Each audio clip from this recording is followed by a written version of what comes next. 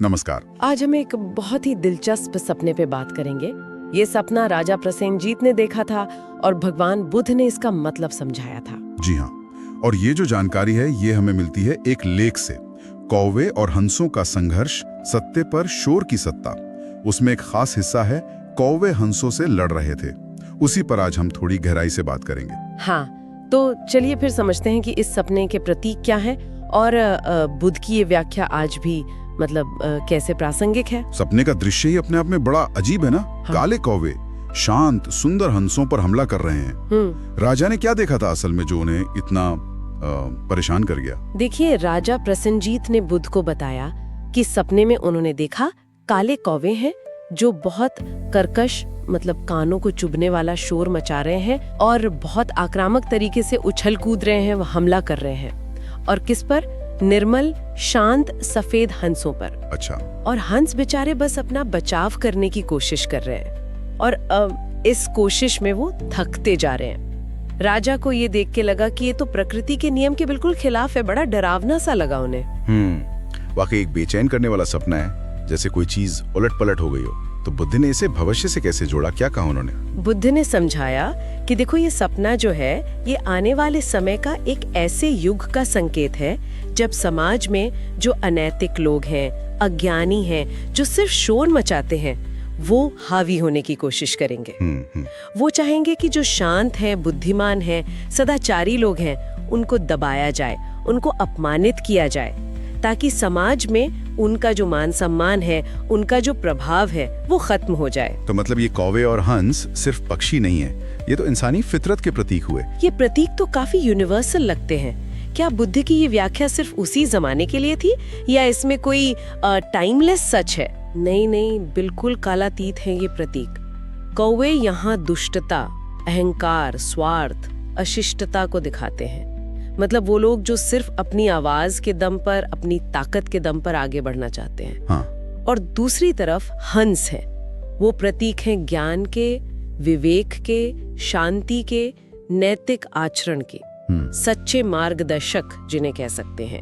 और ये लड़ाई, ये असल में सत्य और असत्य के बीच का, अच्छे और बुरे के बीच का वो शाश्वत संघर्ष है जो हर युग में चलता है। सही। और हंसों का सिर्फ बचाव करना, ये उनकी सहनशीलता दिखाता है, उनका विवेक, उनकी कमजोरी नहीं। और ये बात तो आज के जमाने में, खासकर ये जो डिजिटल युग है, इसमें और भी साफ नजर आती है, जहां शोर मचाना ही कई बार सबसे आसान तरीका बन गया है ध्यान खींचने का। हाँ, स्रोत भी इसी तरफ इशारा कर रहा है। आज के समाज में, खासकर ये जो ऑनलाइन दुनिया है, अक्सर हम देखते हैं कि चिल्लाने वाले, आक्रामक किस्म के जो कौवे हैं, वही पूरी बातचीत पर हावी हो जाते हैं। बिल्कुल। जबकि जो शांत लोग हैं, जो तर्क से, तथ्यों के साथ बात करते हैं, वो हंस कहीं पीछे रह जाते हैं। ऐसा लगने लगता है कि जैसे बुद्धिमान लोगों का मजाक उड़ाना और सतही बातों को बढ़ा चढ़ाकर पेश करना, ये बढ़ता जा रहा है। आवाज कितनी बुलंद है, कितने लोग साथ में शोर मचा रहे हैं, इसी को सत्य और गरिमा से ज्यादा महत्व मिल रहा है। हाँ, और तथ्यों के बजाय भावनाओं और अफवाहों को ज्यादा तवज्जो देना, ये भी शायद इसी का हिस्सा है। बिल्कुल। और यहीं पर बुद्ध की जो चेतावनी है वो बहुत गंभीर हो जाती है।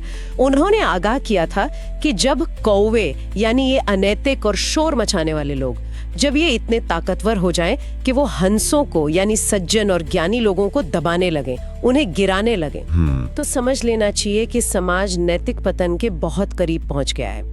ऐसे समाज में फिर सत्य की सत्ता नहीं रह जाती, फिर तो कोलाहल, शोर की ही सत्ता चलती है। तो एक तरह से ये जो प्राचीन कहानी है, इसका सार यही है कि शोर के जरिए बात पर कब्जा करना, ये एक पुरानी रणनीति है। बुद्ध ने इसे तभी देख लिया था और आज टेक्नोलॉजी की वजह से ये कई गुना बढ़ गई है। तो फिर ऐसे माहौल में सही रास्ता क्या है? धम्म क्या कहता है इस चुनौती के बारे में? क्या जो समझदार लोग हैं उन्हें बस चुपचाप देखते रहना चाहिए? देखिए, धम्म का संदेश संतुलन का है। वो धैर्य और विवेक पर जोर देता है। कहता है कि सीधे टकराव से जहां तक हो सके बचो, लेकिन साथ ही ये भी कहता है कि जब अधर्म बहुत बढ़ जाए, अन्याय बहुत ज्यादा हो जाए, तो चुप रहना भी ठीक नहीं है। अच्छा। फिर धर्म की रक्षा करना, सत्य के लिए आवाज उठाना, ये भी जरूरी हो जाता है। आत्मसंयम बहुत जरूरी है, पर अन्याय को बस निष्क्रिय होकर सहते रहना, ये भी धर्म नहीं माना गया। तो अगर हम संक्षेप में कहें तो ये सपना और इसकी व्याख्या एक ऐसी सामाजिक हकीकत की तरफ इशारा करते हैं जहां नकारात्मकता को, शोर शराबे को ज्यादा महत्व मिलता है और जो सकारात्मक हैं, शांत मूल्य हैं, उनको कमजोर मानकर किनारे कर दिया जाता है। ये सचमुच सत्य पर शोर के हावी होने की कहानी है। बिल्कुल सही कहा।